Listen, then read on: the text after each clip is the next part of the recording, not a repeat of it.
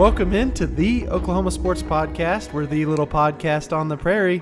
I'm Jared, and this is Chase. How you doing today, J-Mac? Man, I'm good. We are recording on the day of Thunder Clippers, so I'm trying to see what's going on with that. And then I'm trying to overcome the sunburn I got from the K-State OU game.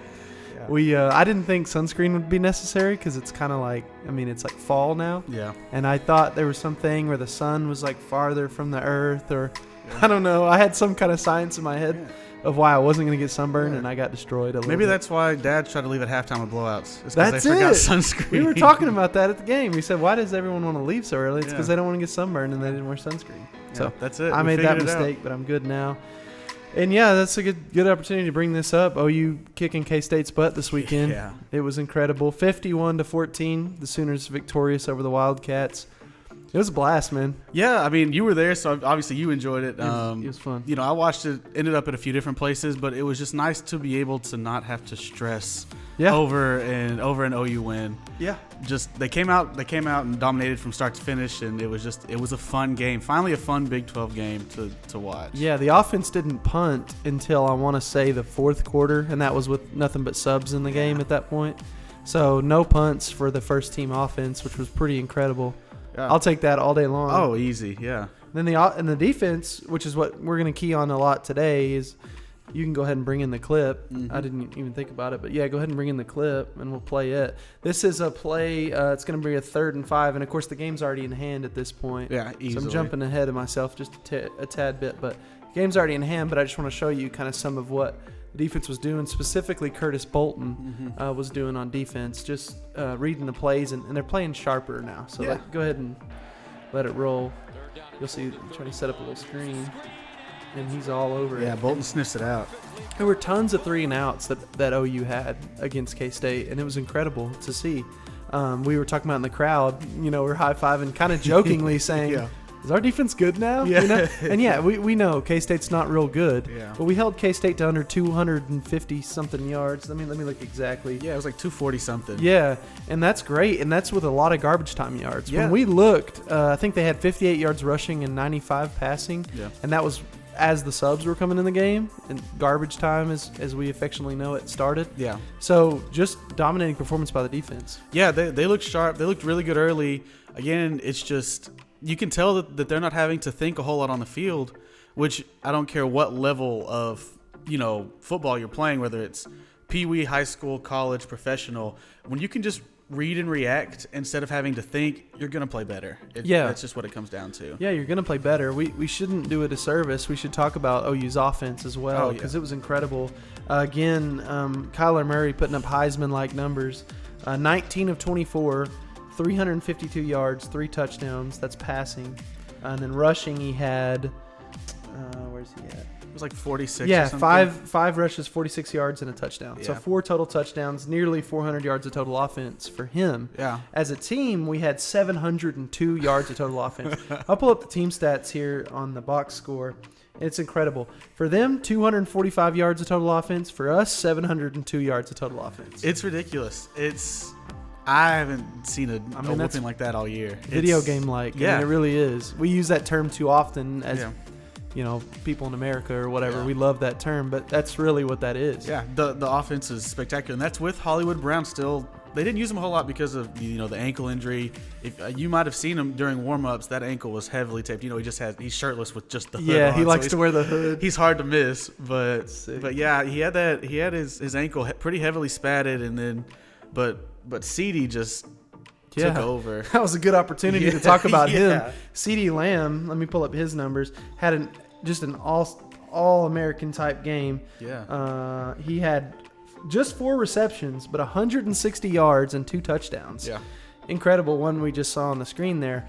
And it was funny where we were sitting, he actually scored both those touchdowns in front of us, sort of. And awesome. So we were we were so hyped. Man, he killed the secondary. Of course, the best corner for K-State was out this game, but still no excuses. I don't think he makes up for that much of a difference in a 51-14 They're still going to get game. destroyed. Yeah. But, the commentators were sure to say it a lot. I noticed on the playback because, watching it live, you don't get the benefit of those commentators or whatever you want to call it. So watching it back is it's just something different hearing kind of the takes that they have, and they brought that up a couple times when they felt like, Kyler threw like a mediumly good ball, and they were like, well, if Shelley was playing, like maybe that doesn't go, but. I mean, he can't be all over the field at one time. That's the thing, because one reception he was talking about was on Hollywood, and the other one was on CeeDee Lamb. So I'm like, I don't know how he's covering two guys right now, but he's doing a heck of a job. Right. Not even in uniform, so pretty incredible stuff. And then just to do a service, let's go back to OU's defense. Like you said, Ruffin McNeil has really coached this team differently than we thought. They held Barnes, who was the Big 12's leading rusher, to only 12 yards in that K-State game. Yeah, he looked not great. I mean, but it's a service to that defense. Watching the game, and again, it's a lot easier to see on TV probably than necessarily live, but you're getting the camera angles and whatnot. But this is the best I've seen the defensive line play with this certain intensity. They were really firing off the ball. The big thing, with OU defensive line lately is, it looks like they're lining up 5 yards off the ball at the line of scrimmage. They looked ready to attack. They looked in to be in positions where they could make plays, which is really encouraging, because if you can get a push with the front four, in years past, the defense hasn't been great, but you've had guys like Obo or Eric Stryker who've been able to get to the quarterback. If that front four can do that with the way that Ruffin is coaching this defense, they've got a chance to make a lot of plays. Yeah, and we'll talk about Ruffin McNeil a little bit later. We'll just kind of put a bow on the whole K-State game. Final thoughts from me, like you said, defense just played all out. It was awesome to see. Very, very aggressive. It was freaking great. Yeah. And then offensively, we didn't punt till the fourth quarter. So, what else can you say about that? That's perfect. So, do you have any final thoughts on K-State before we? No, not really. What I like to see is the offensive line is steadily improving from game to game. You watch even against Texas, it was a loss. That offensive line was great. And they come game to game, it looks like they're just getting better and better and playing with more continuity, which I love to see. Because if it keeps up like this, OU's going to be hard to stop, because you've got the two-headed monster in the backfield again of Kennedy Brooks and Trey Sermon, along with Kyler Murray throwing the rock. It's running good. It. Yeah. They're just so hard to stop. It's going to be awesome. Yeah. Yeah, before we move on from this week, though, I thought it was crazy. I just saw kind of a crazy stat. This doesn't really have anything to do with OU or really even the Big 12 too much, but only 2 teams ranked AP 15 to 25 won in Week 8. Yeah. So that means tons and tons of teams in that kind of bottom tier of the ranked group didn't win. So it's just crazy week. You see that every now and then, in college football, just because of the nature of it. It's just going to be crazy. And this week was no exception. It was huge. And with the first college football playoff rankings coming out, they're going to be all jumbled up. But we'll talk about that later. Yeah. And again, you get a lot of these rivalry games that come up, or teams that see teams play or play a team at a night game on the road. And some teams just aren't up to it. And again, like you said, we'll get into college football playoffs rankings a little bit later. But I guess now we can go ahead and look forward to Texas Tech. Yep, Texas Tech next for the Sooners. We can jump into that. That's fine. Texas Tech, I don't know what to think about them. We looked at their game against Iowa State. Iowa State, of course, coming home victorious in that last week against Texas Tech, and it kind of looked like the winner of that game was going to end up being ranked. And as we know now, it's Iowa State. But yeah, I believe Iowa State was able to pick off the Tech quarterback 3 times, which is a lot. Yeah, and when you watch Iowa State and OU play the last few games, as far as defensively, it's very similar in a lot of what you see. They're playing that we're not going to let you beat us deep. We're going to keep everything in front of us and just read, react, and go make plays. And so I think that bodes well for this Sooner defense. Now, I'm not saying that they're going to hold Texas Tech to 14 points for the game like they did Kansas State. Yeah, that'd be incredible. Yeah, but I just think, I know that a lot of people are going to say this defense, they played TCU. Well, TCU is bad. They lost to Kansas. TCU's just not that good. I mean, look at them. Yeah, and then they're going to play Kansas State. Everyone thought Kansas State was going to run the ball the way Army did. Yeah, you saw that all week. Yeah. Oh, you can't stop the run. They just can't do it. OU stops the run. Well, K-State's actually kind of sucky, dude. Like, they're not actually that good. Whatever, that might be true. Yeah. But don't tell me before the game that they might run all over OU, and then when they don't, well, it's just because K-State sucks. Exactly. I'm tired of those takes. Yeah. If you're out there and you're one of the people that put out those takes, This team, oh, man, OU just cannot stop these running teams. And then they do stop a running team, and you say, well, they're not a good running team. Yeah. Too late. You already put your take out there, and it's been noted. I've got tons of screenshots waiting to break out. We will expose you. We will expose you. That's what this podcast is for. Nah, but let's talk about Ruffin McNeil a little bit. The interim DC for OU, for the time being at least. Yeah. Looking great. One thing that I really love, we talked about briefly, that he does in walkthrough. So teams before games will often get together with maybe just the offense gets together, just the defense gets together. They talk about calls. They literally sometimes stand in a hotel lobby or whatever and line up like they would and do calls, say, hey, he's right or whatever, whatever, and shift their defense or their offense. Yeah. And so it's like a run through, but with no pads, just kind of in street clothes. And they talked about how Ruffin McNeil has this tradition in walkthroughs where the defense will tell him, hey, we don't really like this call. We don't like that coverage, or we don't like that blitz. Take it out of the game plan. Ruffin doesn't call that play. He marks a line through it, says my defense doesn't like it. Yeah. Don't matter if I like it or not. Exactly. My defense feels like they can't run it, and they're the players. I got to let them do it. Yeah. And it's been awesome so far for OU. Much simpler defense. They did have one defensive timeout this game. Yeah, it was. But I mean, that's going to happen every now and then. Yeah. So you don't mind it as long as it doesn't. And the game was pretty much out of hand. When the defensive timeout comes. Yeah. But I want to just piggyback on what you said. The way that Ruffin's coached these guys, it's simplified it, but it makes it look like these guys mattered to him a little bit more. Not saying they didn't matter to Mike. Mike loved his players, but when you're getting input during walkthroughs, you feel like you have a voice. These players say, "Oh, I don't like that play. I'm not comfortable running that play on defense, or I'm not confident in it, in what I'm going to do." Again, Ruffin marks it off, says we won't run it. We want to run what this defense is comfortable doing and what they can just read, react, and make a play. And, I've probably said that about 16 times already in this podcast. I love it. I hope you keep saying it. But just watching that defense is just, that's what they're doing. It's simple. The game doesn't have to be complicated. It really doesn't. You just, as long as you've got a clear mind, can go make a play, then you're going to do it. Yeah, and the results, speak for themselves. Yeah. I wrote down, before the defensive coordinator change, the week after Texas, OU was ranked 96th in total defense. As of these last two games, the morning after, OU was ranked 59th. So they've already jumped way up in the defensive rankings. And it's going to, in my opinion, continue to climb. Now, we are playing a couple more potent offenses as we move forward that are going to put up some yards, likely. But hopefully they just OU keeps staying hungry like they have and continue to improve. And like you said, play sound defense. And hopefully that number keeps going in the right direction. Yeah. And again, we've been saying this for a few weeks now. I don't expect this defense to come out and shut out an opponent or do anything like that. Just hold somebody under 28. 4 touchdowns. And, that's a lot of leeway with this offense.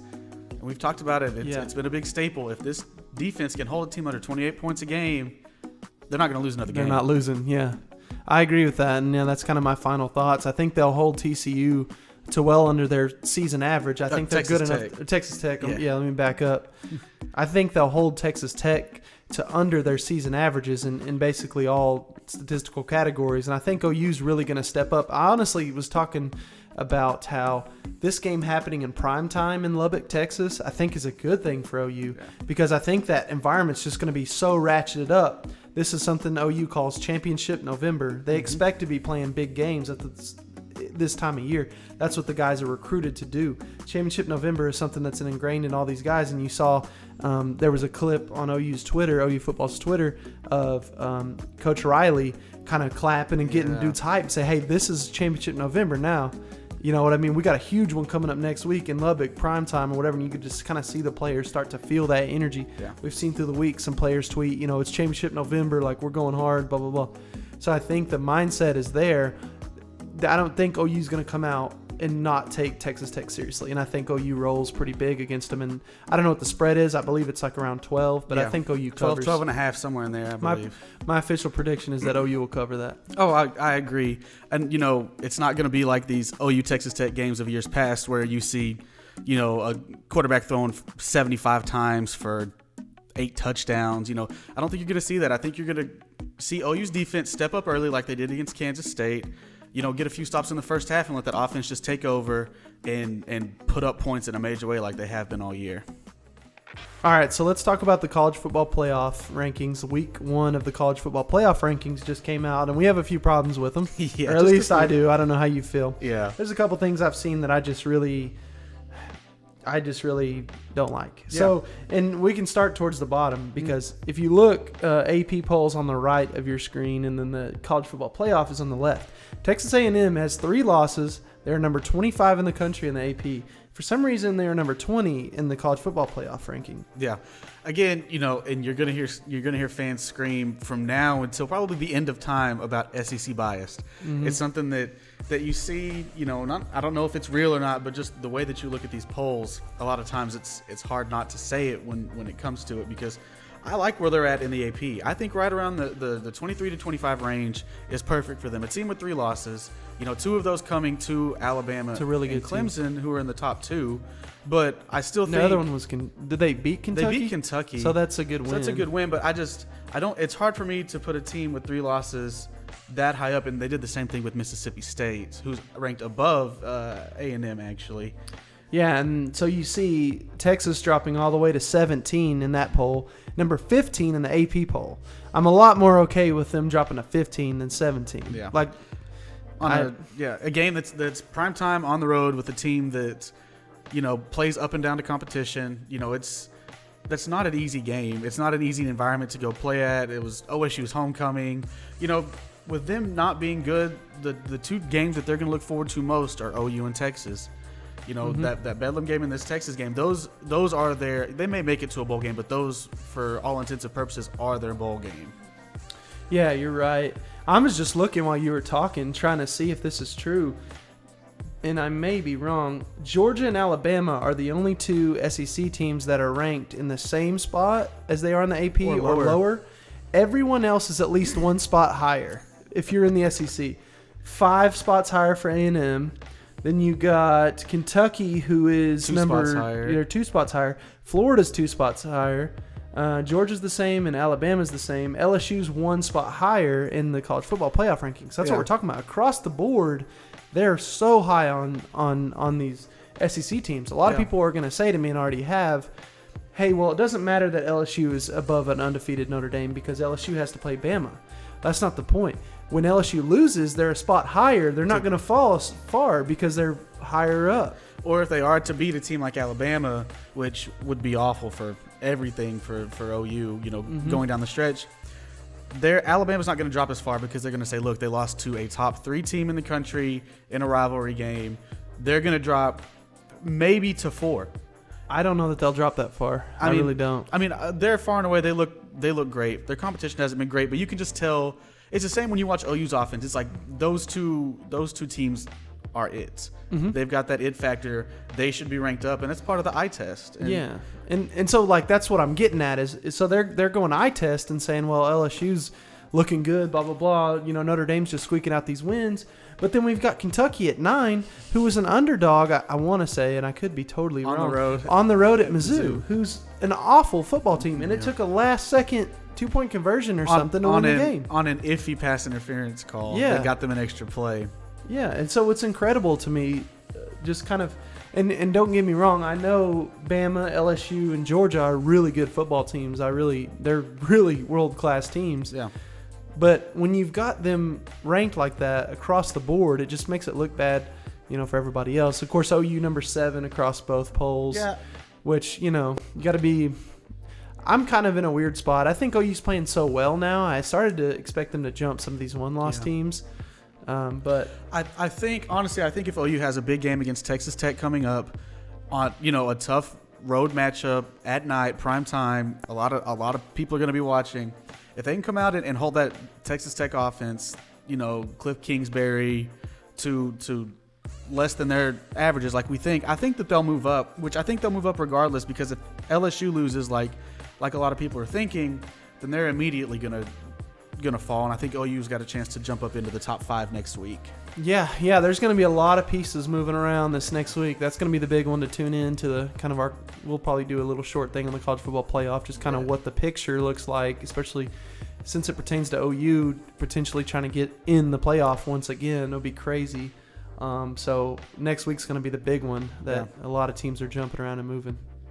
All right, so I guess here's a good time to go ahead and segue into talking about the Thunder, what they've done. Yeah, let's do it. Yeah, of course, we're all very sad.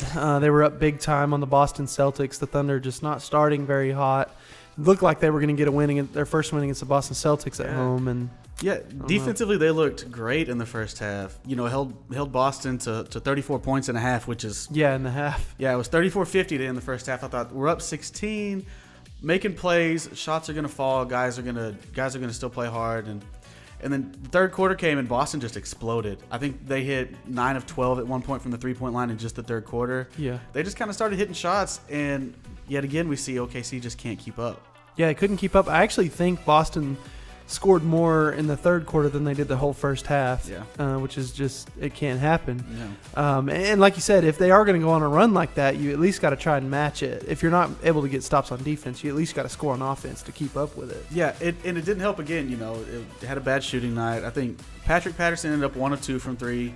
Paul George ended up 2 for 10, and then Russ 0 for 5, which when your two best guys are going 2 for 17 or 2 for 15 from the three-point line, it's going to be a long one. Yeah, it's going to be a long one. I don't want to dwell on that game too long, but it was a pretty sad collapse and just kind of a sort of, in a nutshell, the Thunder season, I guess one could say. But then comes along the Phoenix Suns. We appreciate and you, we get Phoenix. our first win of the season. Yep. Thunder basketball. Leave it to the Phoenix Suns to help us fix our problems. Yeah, the Phoenix Suns minus Devin Booker, their best player, their only good player. Well, they have young dudes that are going to be good, but yeah, their only guy that you could even consider an all-star. He'll be probably an all-star this year, but he was not in the game, and the Thunder were able to win. I've got that box score kind of pulled up. The Thunder win 117 to 110. Of course, a lot of that was in garbage time. OKC was up 20 for most of the game. Yeah, OKC was up big. They got off. They got off to a decent start. You could just tell though from the beginning of the game they were getting shots they wanted and they were hitting them. PG looked good. Russ looked much more controlled against Phoenix than he did against Boston, and some of that I attribute to when I was watching the game. The Phoenix Suns have a second-year player, Josh Jackson, and for whatever reason, he was kind of chirping at Russ. And so if we thought that this game, OKC wasn't gonna bring the energy that they would against a good team, that for all intents and purposes woke them up. Yeah. And so Russ is taking him to the paint. He hit him with a mean left to right crossover and finished. Like, he looked good. And in this game, Russ didn't take a three.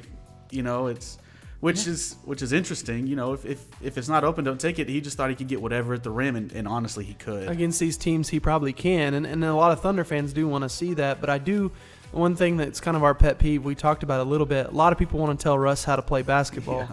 You're on the radio. You're probably fat. I mean, just Russell Westbrook is an elite athlete. He plays his brand of basketball. He won an MVP doing so. I get it. It's a little bit frustrating at times, and he'll get better. It's early in the season. Yeah. He made some decisions specifically, I think, against Boston that were really bad, and people question, and I get it. But back up a little bit. He's an MVP. He's an all-pro type player. He's going to get it rolling, and he's going to start making those decisions better like he does. Yeah. When the team's playing better, he's making better decisions. Yeah. So I don't attribute that loss just to him, although I know a lot of people do, and a lot of people have been very critical of Russell Westbrook, which I just can't see that. Because Russ is who he is. He's just a dynamite player, and he's going to play his butt off. He's going to get to the rim. He's going to talk trash. He's going to put up some stupid shots because he's in the game, and he thinks he can hit them. Occasionally, he does hit those stupid shots, and people go crazy. Those are highlights most of the time. Yeah. When he misses them, everybody goes, oh, man, this guy does it all the time. When he makes it, they're like, dude, retweet that. That's freaking sick. That's my guy, Russell Westbrook. Yeah. So we got to quit with the duality a little bit just as a fan base. Yeah. This is kind of like a side note. But as a fan base, we got to back up. Let Russ be Russ. It can be frustrating at times, I understand.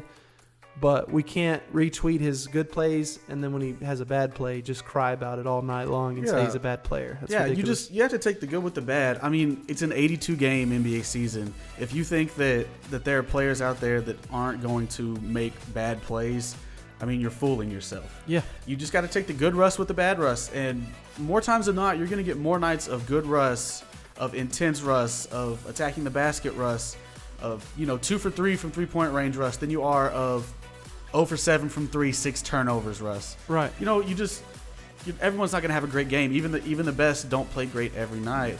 But when he isn't playing great, that's when it's on your supporting cast to bring it up a level. And what worried me, texting about this Phoenix game was we found out right before tip that Steven Adams was going to be out with some calf soreness. Yep.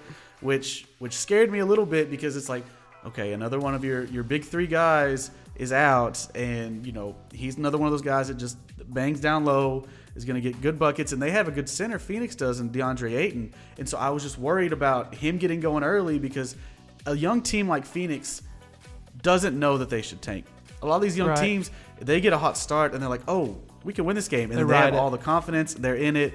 But Nerlens Noel came in and played just a heck of a game. Yeah. 20 points, 15 rebounds, 4 steals. Yeah. And I believe he had a block. Yeah, he had a block and a few assists as well. Yeah, so heck of a stat line. In fact, we got a little video. I'll just let it play, and I'll shut up. Boom, crossing up Tyson Chandler. Yeah, you don't former defensive player of the year. Yeah, you don't see a center do that a whole lot. He was so active though. Yeah, we loved what we saw from him. He's all over the floor. Very explosive. Like you said, 20 points is crazy for him. That's got to be one of his career top numbers. Oh, yeah. If we can get anything near that with him off the bench, I mean, the team's going to be feeling really safe. And you can tell that he just energized that team to a different level. Yeah. He kind of willed them to win, and everybody didn't really see that coming. Yeah, I mean, he filled that Steven Adams role perfectly. Yeah. He was active on defense. He might actually, with Steven Adams has had some lower back issues and then the calf tightness. I think he's quicker on the perimeter. Definitely. He's probably going to get you a few more steals on the perimeter and get the break going a little bit more, which obviously, Steven Adams is a great player. That's not me taking a shot at him at all. No. But it's just they're diverse in what they do, and he played that screen and roll, attack the offensive glass roll, just perfect. I mean, you couldn't have asked for more from him. I think they said this is his first ever 20 and 15 game in his entire career. Yeah, so that's what I was figuring. But you used a good word, active, and that's really something the Thunder have really they just need to figure out if they're going to really improve this defense. Of course, we know you can't really look at defensive statistics this year and compare them to last year just because some of the new rule changes and things like that have really made offenses more potent this year in the NBA. So teams are going to score more points. It's kind of natural. One of the other weird notes we had about this game is that Diallo, the guy that we just love, we stand for that guy. Diallo is late to or didn't show up to shoot around. Yeah, they had a walkthrough before the game. Every team does. It's just it's not anything that's super critical. You're just walking through different sets you're going to run. You've done a lot of scouting, and then he missed it for whatever reason. And Billy Donovan, sending a message early, hey, if you're going to miss shoot around, you're going to miss the game. If you're going to miss walkthrough, you're going to miss the game. And so, he's young. I don't take anything from it. I haven't heard anything to make me question his character. Every player, it happens. Right. But it's when it starts to become an issue of more than one time that maybe you should take a deeper look into. Yeah. So Thunder fans, as long as this doesn't become a pattern, it's not anything too much to worry about. We think just one of those things. I mean, there's no telling what his excuse was, and we probably won't ever know. No. But hopefully he gets back at it and continues to be the Energizer Bunny sort of coming off the bench that he was for the Thunder the last couple games before that. Yeah. I guess as we look ahead, we've got the Clippers game going on Tuesday night. Yeah. We got the Charlotte Hornets Thursday night, Washington Friday, and then down in NOLA on Monday. Yeah. What do you think about those games? So, I think at worst, I think they should go 2-2. Yeah. That's me being almost on the pessimistic side of things because New Orleans can play with Anthony Davis at the helm. They've got shooters and guards all around him. So that's going to be a tough game coming next Monday. But tonight against the Clippers, we've already seen them play the Clippers once. That was, albeit without Russ, I believe. And so I'm hoping with the addition of Russ in that lineup that they'll play with a little bit more grit and intensity and not take this team so lightly because they've lost to him within the past 2 weeks. Yeah. So I'm hoping that that's a win. And then the same with Charlotte's a good team. They've got Kemba Walker who can really play. They've got a couple of nice little pieces, but OKC is better talented. Probably at least 1 through 6. If you match those guys up, OKC's got a better guy. Yep. And then finally, with the Wizards are a dumpster fire. I mean, they've lost. I think the only team they've beaten is Portland so far. They've lost a lot of bad games, and they're already calling each other out in the locker room, saying this guy's got an agenda, this guy's just worried about shots, we need to put our egos at the door. Yep. That should be a win. Yeah, so for me, I think Charlotte and Washington are very easy wins. Like you said, Washington having a lot of internal problems. They're not an awful team. No. Just not playing together well. And, you know, a lot of people were calling for Scott Brooks. Their GM comes out with a statement, I think it was actually on their team's Twitter account, and said that they were not considering firing Scott Brooks or, you know, something along those lines. I don't know exactly. So those are the two wins to me. I think the Clippers are a potential win. That's the only one that's kind of a toss-up for me. I don't know. Like you said, I think that they're going to take that team a lot more seriously this time around. Russ is playing this time around, which is a good thing.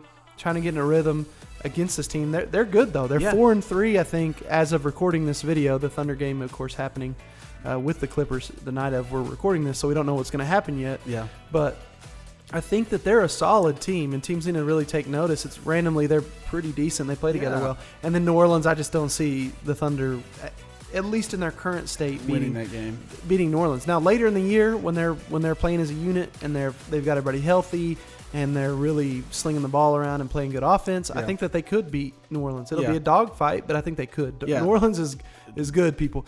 Like, I think a lot of us NBA fans, you don't get to watch them. You They're don't not get on to see TV them, a whole lot. and then they haven't been that good in a while. I think last year, did they make the playoffs as the 8 seed, or did they just get knocked out? I think they made it as the 6 seed. Okay, yeah, all those teams were within. They swept Portland. Yeah, all those teams were within a couple games. They sweep Portland, so they should have been on your radar. Well, they're even better this year. Yeah. So get them on your radar. They're a darn good team, and if you can watch them, they're pretty fun to watch too. Yeah, and just a couple things to note with that game. We may talk about it next pod too.